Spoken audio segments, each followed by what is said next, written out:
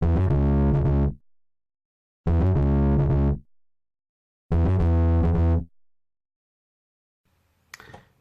everybody, welcome to the Fox Force 5 News Recap Show. I'm Kevin Skinner.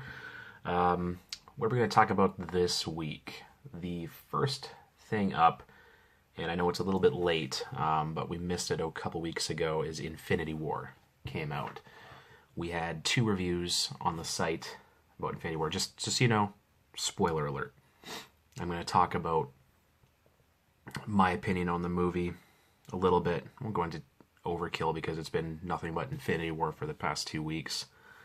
Everybody's talking about it. Everybody probably knows about it by now. It's the world's biggest movie of all time.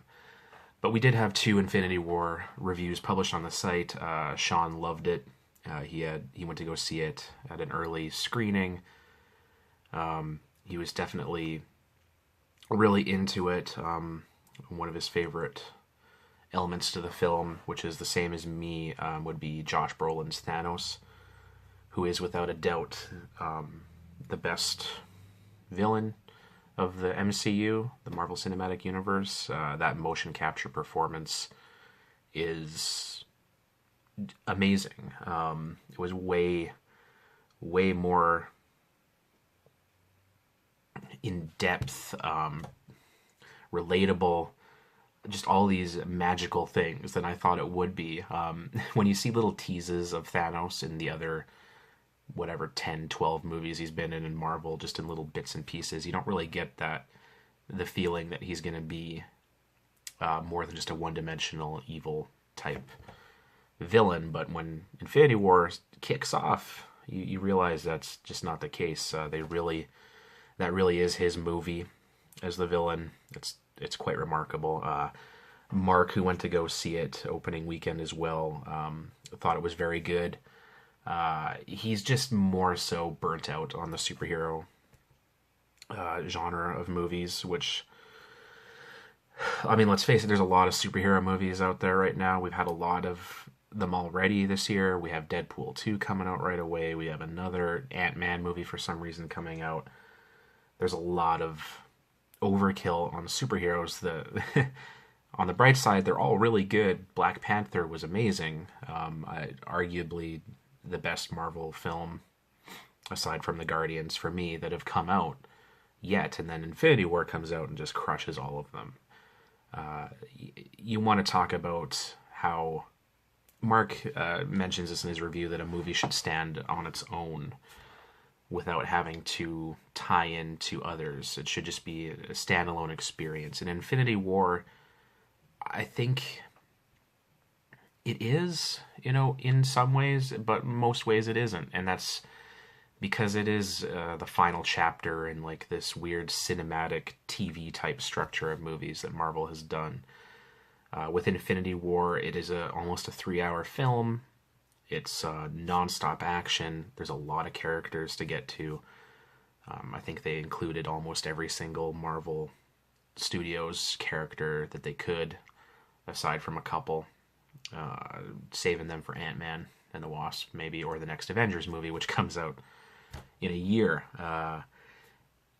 This film is definitely a special movie. It's dark. It's violent, it's crazy, it's epic in its scope. You got guys like Kevin Smith who can compare it to like a Lord of the Rings type experience in its epic scope. And it really is. It has giant battles. It sprawls the universe. You go to different worlds, different planets. You're seeing all these crazy things. There's little offshoots of teams of heroes in the film, which I thought the dynamics worked really well, especially with like Thor and Rocket and Groot. They'd go on their own little mission to do some stuff. You have Iron Man, Doctor Strange, and Spider-Man doing their own thing. They kind of meet up with the Guardians. Then you have the Earth guys with like Captain America, Vision, Black Panther. All those guys are fighting on Earth as the invasion hits there. It's crazy. But at the core of that movie, it's a Thanos movie, which is so weird to see a movie really focus on the villain and his mission of collecting all these Infinity Stones, or gems, whatever you want to call them, for his Infinity Gauntlet, which will give him the power to wipe out half the universe, not just the world, half the universe with just the snap of his fingers. Even before he's able to get all the stones to do the ultimate FU to everybody, extremely powerful, and frighteningly so. The fights that Thanos has with these heroes are brutal, scary. He seems almost undefeatable. It's crazy. Even Thanos' children, like Ebony Maw, who fights a lot at the start of the film, those guys are tough. They're the toughest villains I think the Avengers have ever faced, and they're just kind of like the starter. They're the warm-up to Thanos, and they're tough. Some of the stuff that Ebony Maw does with his mind, he has like telepathic powers. He's like throwing cars and just all this crazy stuff. Extremely difficult to fight. So the scope and the intensity and just the stakes are so high in Infinity War. It truly is my favorite Marvel Studios film to date. Whether it stands on its own or not is up to people to debate. The way Marvel has changed the game is they expect you to watch the other movies to prepare for the next one, and people do. Chances are, if you've seen Infinity War, I'd say 90+% of you have seen the rest of those movies. They've made so much money, I don't know why you wouldn't have. And they're good. They're not bad.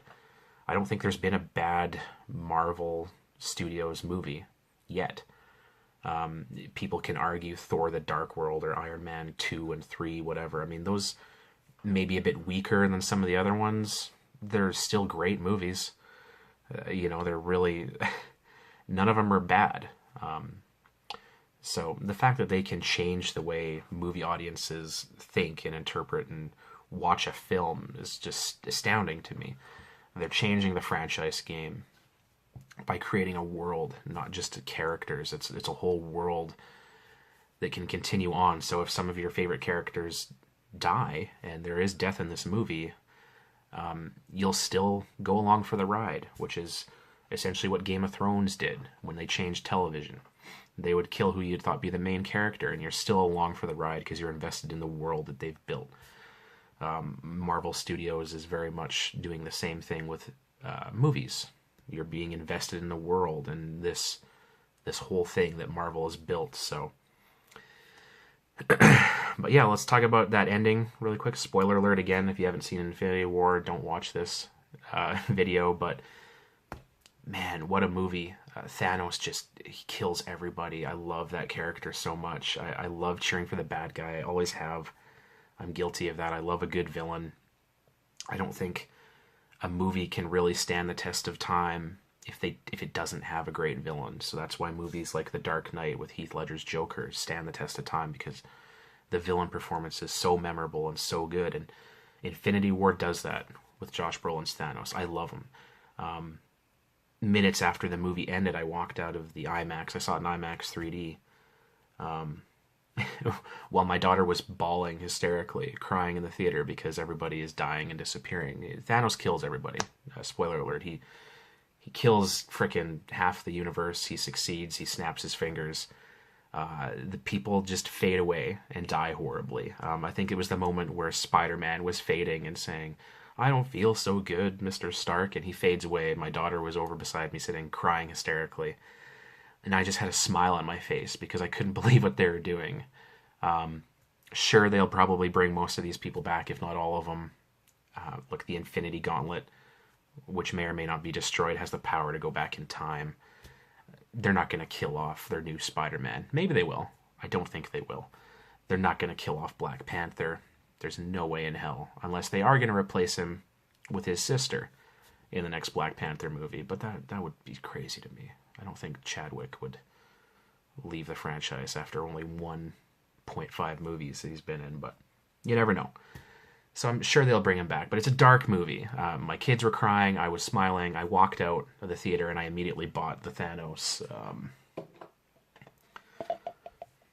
Funko, because I love him. Look at him, he's so happy. Look, I killed everybody. He's great. One of the best villains ever. I love the movie. Great time. If you haven't seen Infinity War yet, go see it. I don't know why you haven't. It deserves the accolades and the money it's been getting. It's that good.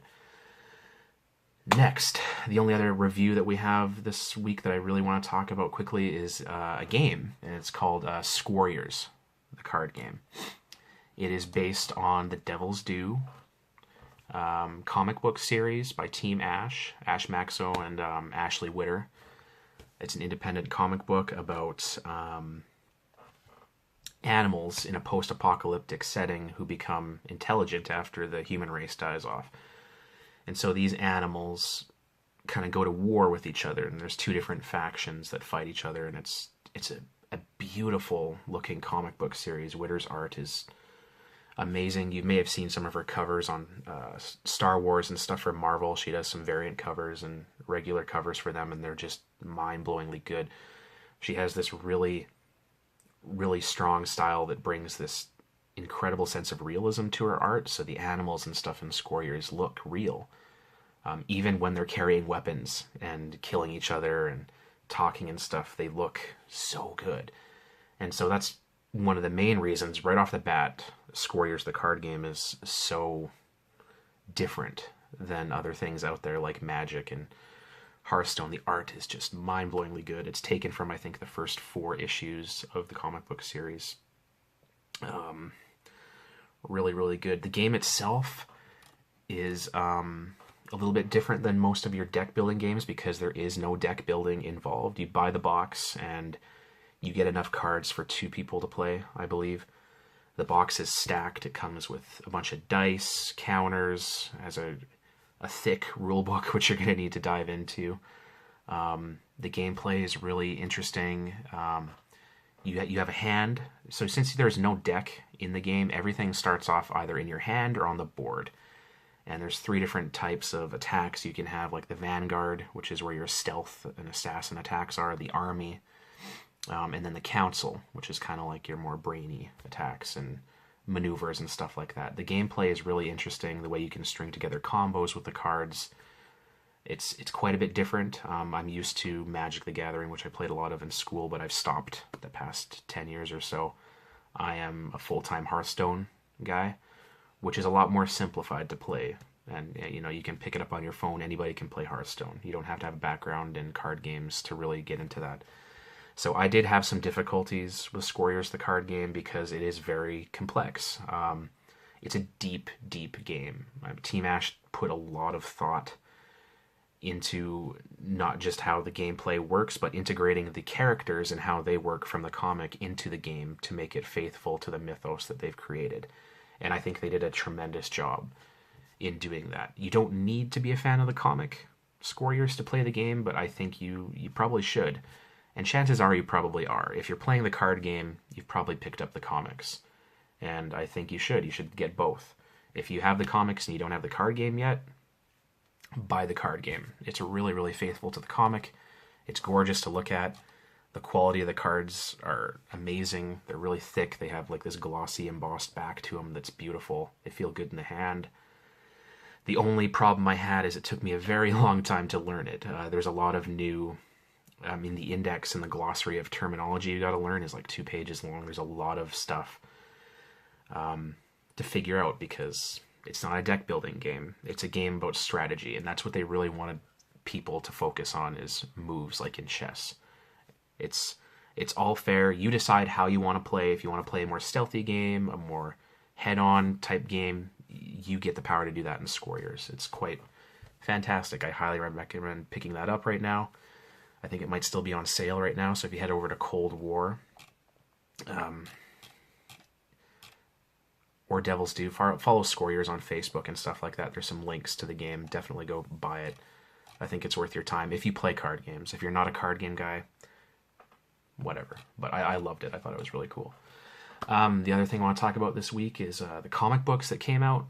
The top pick of the week, it's Venom, #1.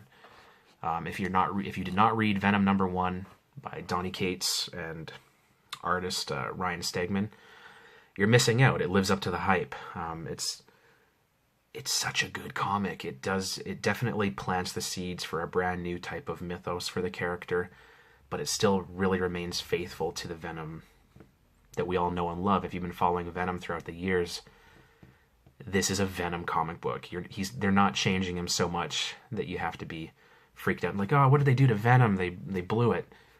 I'm a huge Venom fan. One of my favorite characters growing up. This book is one of the best Marvel issues I've read in years. It really is good, and it truly gets me excited for what they've got in the pipeline. Cates is one of the best writers, if not the best writer working right now. His Thanos Wins comic arc was genius. His books like Baby Teeth, stuff like that, are just so damn good. He's a great writer. Man, I love Cates' stuff, but in Venom, I think the highlight for me was Stegman's art. He's so damn good. I think somebody called him the next Todd McFarlane, and I have to agree with that. His stuff is just unreal. The lines, the detail that he's put into this stuff. I love his look of Venom. It's such a good mix of the classic Venom when he first came in to the newer looks of Venom where his face is a bit more long and distorted. Stegman really nailed it. Venom #1, you have to get. If you didn't get it, get it. Go to your comic book shop and buy it. It's so good. It's definitely worth your time. Even if you're not a Venom fan, it's turned a lot of people who weren't fans of the character, and they're digging it. So it's for everybody. Don't miss it. The big news of the week, of course, is the renewal for Rick and Morty. We've been waiting patiently, impatiently, and psychotically harassing Royland on Twitter about when is Rick and Morty coming back. It was renewed for 70 new episodes. 70. There's been 3 seasons of Rick and Morty right now, and they've been 10 episodes each. So I don't know if that means we're getting 7 more seasons, or if they're extending the traditional season length to a bit more. Either way, it doesn't matter. That's 70 freaking episodes of Rick and Morty. It's the best animated show on television. It's maybe the best show on television, aside from Game of Thrones, if you want to argue about stuff like that. Rick and Morty is genius. It's next level television. It's smart. It's funny. It's crude. It's different. It's strange. It's everything that sci-fi geeks love and adore, and Rick and Morty really nails that. So the fact that they finally gave these guys a huge pickup of 70 episodes is so good. Dan Harmon and Justin Roiland deserve billions of dollars. Adult Swim, this has got to be their biggest show of all time. They need to be throwing some money those guys' way. They need everything they can get so that they can just focus full time on Rick and Morty going forward, and apparently that's what the case is. So amazing news. Rick and Morty, 70 more episodes. Wow. I've never seen a pickup like that before, ever. I've seen like a 2-season pickup before, which can sometimes be for major shows like 40 episodes, I guess, if there's a 20-episode season, but 70? Amazing. Yeah, and that's about all I got this week for you guys. So until next time, peace.